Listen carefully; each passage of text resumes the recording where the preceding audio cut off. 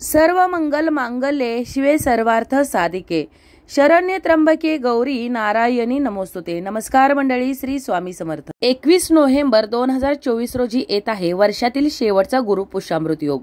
आता गुरु पुष्यामृत योग म्हणजे काय, तर गुरुवारी चंद्र पुष्य नक्षत्रात असला की त्या नक्षत्राला गुरु पुष्यामृत योग असं म्हटलं जातं। पुष्य म्हणजेच पोषण करणारा, शक्ती देणारा। ऋग्वेदात पुष्य नक्षत्राला तीक्ष म्हणजेच मंगलदायी, मांगलिक असं म्हटलं जातं। गुरु ही नक्षत्राची देवता असून गुरुचे सर्व शुभधर्म पुष्य नक्षत्रात वृद्धिगत होतात आणि म्हणून गुरु पुष्यामृत योग हा अमृत सिद्धी योग मानला जातो। गुरु पुष्यामृत योगात सोने, चांदी, इतर मौल्यवान वस्तू खरेदी करणं अत्यंत शुभ मानलं जातं। त्याचबरोबर कोणत्याही जर कार्याची सुरुवात करायची असेल तर या गुरु पुष्यामृत योगाच्या शुभ मुहूर्तावरती केली जाते आणि त्या कार्यामध्ये यश देखील मिळतं, ते काम पूर्णत्वास जातं। या गुरु पुष्यामृत योगावर मौल्यवान वस्तू खरेदी करणं अत्यंत शुभ मानलं जातं। गुरु पुष्यामृत योग माता लक्ष्मीला समर्पित असल्यामुळे माता लक्ष्मी आणि भगवान श्री हरी विष्णूंचा आशीर्वाद देखील प्राप्त होतो। परंतु प्रत्येकालाच मौल्यवान वस्तू खरेदी करणं शक्य होत नाही। मग त्यांनी मौल्यवान वस्तू खरेदी न करता मुठभर धने या गुरु पुष्यामृत योगावर खरेदी करायचे आहेत।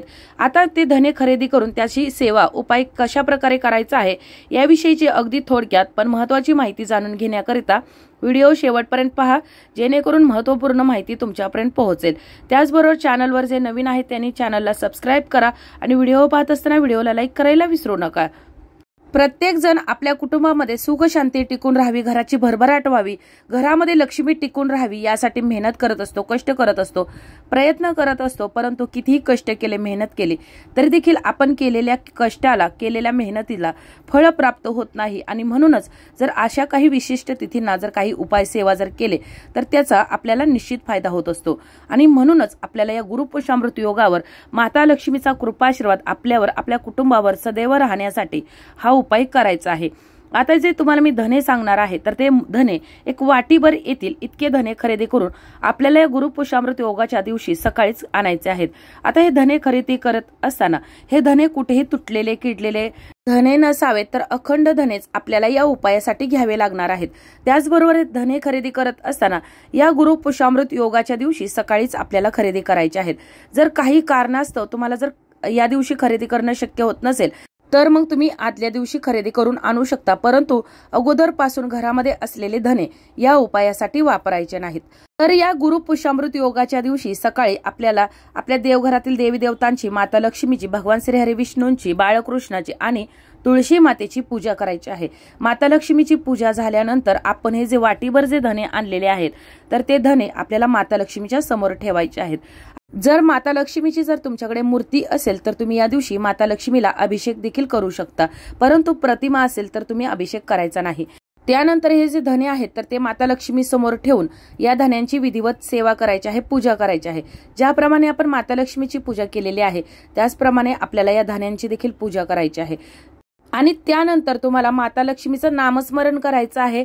त्याचबरोबर भगवान श्री हरी विष्णूंचं नामस्मरण करायचं आहे, तुमच्या इष्टदेवता, कुलदेवता यांचं नामस्मरण करायचं आहे, त्यांना प्रार्थना करायची आहे। माता लक्ष्मीच्या मंत्राचा, बीज मंत्राचा जप करायचा आहे। मंत्र असा आहे, ओम श्री महालक्ष्मी नमो नमः। या मंत्राचा तुम्हाला 108 वेळा जप करायचा आहे। भगवान श्री हरी विष्णूंच्या ओम नमो भगवते वासुदेवाय नमः या मंत्राचा 108 वेळा जप करायचा आहे। तुम्हाला जर दुसरा कोणताही माता लक्ष्मीचा मंत्र शक्य होत असेल तर तो देखील तुम्हाला या वेळेला जप करायचा आहे आणि अशा प्रकारे हे जे धने आहेत तर ते धने तुम्हाला अभिमंत्रित करायचे आहेत। त्यानंतर ही धन्याची वाटी आहे जी आपण माता लक्ष्मी समोर ठेवलेली आहे तर ती दिवसभर त्याच ठिकाणी ठेवून द्यायची आहे। त्यानंतर तुम्हाला या दिवशी गोमातेची सेवा देखील करायची आहे। गोमातेला हिरवा चारा खाऊ घालायचा आहे। गोमातेमध्ये 33 कोटी देवी देवता वास करत असतात, त्यामुळे पिंपळाच्या झाडामध्ये भगवान श्री हरी विष्णू आणि माता लक्ष्मी वास करत असते, त्यामुळे या दिवशी तुम्हाला शक्य झालं तर पिंपळाच्या वृक्षाची देखील पूजा करायची आहे। आता संध्याकाळी या गुरु पुष्यामृत योगाच्या दिवशी तिन्ही सांजेच्या वेळेला म्हणजे 6:30 ते 7:30 या वेळेत आपण जे धने वाटीवर ठेवलेले आहेत तर त्याची सेवा करायची आहे। 6:30 ते 7:30 या वेळेत माता लक्ष्मी पृथ्वीवर वास करत असते आणि त्यामुळे आपल्याला या वेळेतच हा उपाय करायचा आहे। जर तुम्हाला शक्य होत नसेल तर मग रात्री 10 वाजण्याच्या अगोदर तुम्ही ही सेवा केली तर देखील चालेल। आता घरातील, कुटुंबातील कोणत्याही व्यक्तीनं ही सेवा, हा उपाय केला तरी देखील चालेल। तर सर्वप्रथम पुन्हा एकदा आपल्याला माता लक्ष्मीजवळ देशी गायीच्या तुपाचा दिवा प्रज्वलित करायचा आहे। लक्ष्मीची पूजा करायची आहे, तुळशी मातेजवळ दिवा प्रज्वलित करायचा आहे, धूपदीप दाखवायचा आहे आणि त्यानंतर आपण पुन्हा एकदा येऊन या माता लक्ष्मी समोर बसायचं आहे।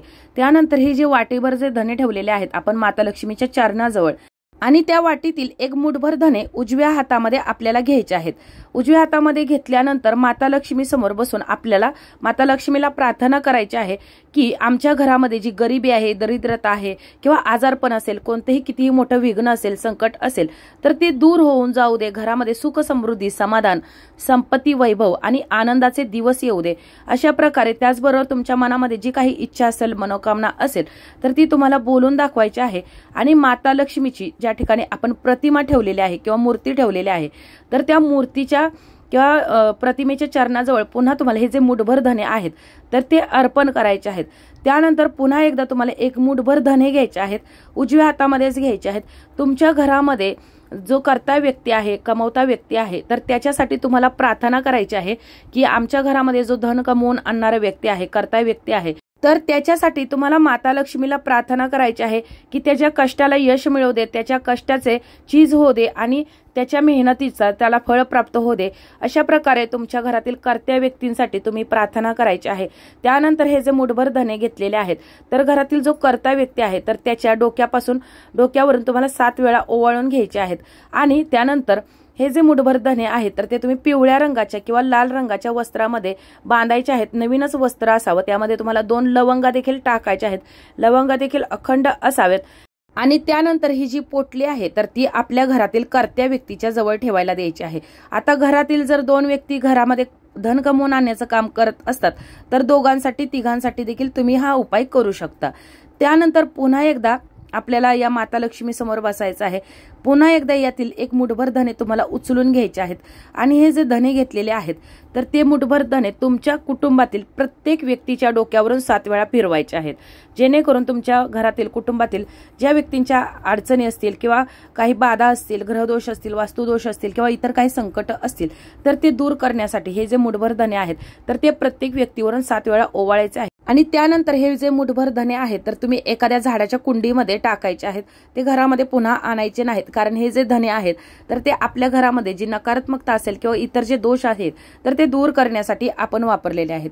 पुन्हा यातील तुम्हाला 7 धने मोजून घ्यायचे आहेत आणि भीमसेनी कापराच्या 2 ते 3 वड्या घ्यायच्या आहेत आणि हे धने आणि ह्या भीमसेनी कापराच्या वड्या तुमच्या घरामध्ये जाळायच्या आहेत। संपूर्ण घरामध्ये याचा धूर करायचा आहे।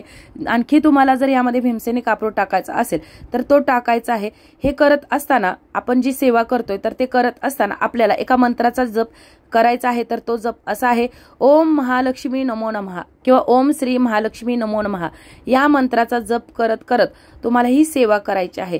त्यानंतर तुमच्या घरामध्ये हे जे भीमसेनी कापूर आणि धने जाळलेले आहेत यामुळे तुमच्या घरामध्ये जी नकारात्मकता असेल, निगेटिव्हिटी असेल तर ते देखील दूर होण्यास मदत होणार आहे। पुन्हा तुम्हाला यातील एक मुठभर धने घ्यायचे आहेत। मी जी सेवा सांगत आहे तर ते तुम्हाला उजव्या हातामध्ये हे मुठभर धने घेऊन करायची आहे। त्यानंतर यातील मुठभर धने घ्यायचे आहेत। पुन्हा माता लक्ष्मीला तुमच्या कुटुंबावरील संकट, विघ्न, बाधा दूर करण्यासाठी, घराची भरभराट होण्यासाठी, प्रगती होण्यासाठी प्रार्थना करायची आहे आणि हे मुठभर धने एका लाल रंगाच्या कपड्यामध्ये ठेवायचे आहेत। त्यावरती 2 लवंगा आणि एक सुपारी ठेवायची आहे। याची एक पोटली तयार करायची आहे आणि तुमच्या घरामध्ये जी तिजोरी असेल, पैसा ठेवत असाल, धनधान्य ठेवत असाल तर त्या ठिकाणी तुम्हाला ही पोटली ठेवून द्यायची आहे। त्याचबरोबर जर तुमचा व्यवसाय असेल किंवा ज्या ठिकाणी तुम्हाला हे ठेवणं शक्य होत असेल तर त्या ठिकाणी देखील तुम्ही अशा प्रकारची पोटली ठेवू शकता। अगदी साधी सोपी सेवा आहे परंतु अत्यंत प्रभावी उपाय आहे। त्याचबरोबर अशाच प्रकारची एखादी तुम्ही पोटली करून तुमच्या देवघरामध्ये देखील ठेवू शकता। आता ही मी जर तुम्हाला गुरुपुष्यामृत योगावर धान्याचा जो उपाय सांगितलेला आहे तर तुम्ही जरी ह्या गुरुपुष्यामृत योगाला जरी शक्य झाला नाही तर दर महिन्याला गुरुपुष्यामृत योग येत असतो किंवा 3.5 मुहूर्त असतात तर त्या 3.5 मुहूर्तांपैकी एका मुहूर्तावर जरी तुम्ही ही सेवा केली तर देखील चालेल। पुन्हा यातील चिमूटभर धने किंवा तुम्हाला शक्य होतील तेवढे धने घ्यायचे आहेत आणि तुमचे जे तुळशीची कुंडी असेल, तुळशी वृंदावन असेल तर त्यामध्ये तुम्हाला हे धने ठेवायचे आहेत आणि पुन्हा एकदा यातील थोडेसे धने घ्यायचे आहेत आणि एका लाल रंगाचे किंवा पिवळ्या रंगाच्या वस्त्रामध्ये बांधायचे आहेत। तुमचा जो मुख्य प्रवेशद्वार आहे, जिथून माता लक्ष्मी आपल्या घरामध्ये येत असते किंवा अलक्ष्मी घरात येत असते, घरातील जे लक्ष्मी आहे तर घराबाहेर जात असते, तर त्या मुख्य प्रवेशद्वाराच्या वरच्या बाजूला तुम्हाला हे जे धने आहेत तर ते धने बांधायचे आहेत। याची पोटली तयार करून बांधायची आहे, जेणेकरून माता लक्ष्मी आपल्या घरामध्ये आगमन करेल आणि आपल्या घराची भरभराट होईल, घरावरती कोणतेही विघ्न येणार नाही। आणि जे उरलेले जे धने आहेत तर ते धने तुमच्या घरामध्ये जे धनधान्य आहे तर त्या धान्यामध्ये तुम्ही चिमूट चिमूट टाकू शकता। अशी अगदी साधी सोपी सेवा आहे, परंतु अत्यंत प्रभावी सेवा आहे, उपाय आहे। तर तुम्ही या येणाऱ्या गुरुवारी गुरुपुषामृत योगाच्या दिवशी करायचे आहे। शक्य नसेल तर तुम्ही कोणत्याही गुरुवारी किंवा शुक्रवारी जरी केली तरी देखील चालेल। फक्त हा उपाय करत असताना मंत्र जप करायला अजिबात विसरायचं नाही। आपण हा जो उपाय पाहिलेला आहे तर हा उपाय धनप्राप्तीसाठी आहे, त्याचबरोबर आपल्या कुटुंबावरील सर्व संकट विघ्न दूर करण्यासाठी आहे। हा उपाय केल्यानं माता लक्ष्मी भगवान श्री विष्णूंचा आशीर्वाद आपल्याला प्राप्त होणार आहे आणि त्यांच्या आशीर्वादाने आपली सर्व संकट दूर होऊन आपल्या इच्छा मनोकामना पूर्ण होणार आहेत। फक्त आपल्याला एका मंत्राचा विशेष जप करायचा आहे, तर तो मंत्र आहे ओम श्री महालक्ष्मी नमो नमः। या मंत्राचा आपल्याला जास्तीत जास्त जप करायचा आहे। तर अशा प्रकारे आपल्याची ही माहिती, आजचा हा व्हिडिओ तुम्हाला कसा वाटला कमेंट करून जरूर कळवा। माहिती आवडली असेल तर व्हिडिओला लाईक करा, चॅनलला सबस्क्राईब करा आणि हा व्हिडिओ जास्तीत जास्त शेअर करा। धन्यवाद।